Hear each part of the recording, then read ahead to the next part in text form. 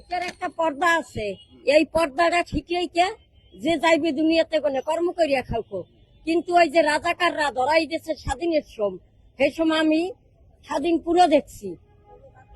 ওই রাজাকারের হাতে জানো কি ওই এই বাংলাদেশ তুলে না দেয়। স্বাধীন দেশে মহিলারা কর্ম করিয়া খাইব, নারীরা কর্ম করিয়া খাইব, যার ভিতরের পর্দাটা শিখিয়েই কা।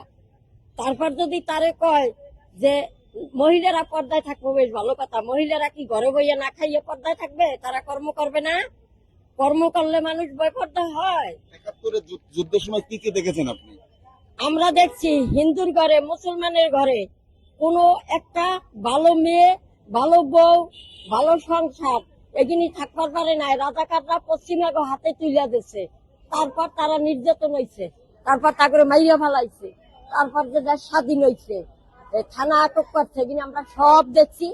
জানা সত্ত্বে আমার কোনো মা বোনেরা যেন ওই জামাতরে ভোট না দেয়, একটুকু বানাওয়াট না।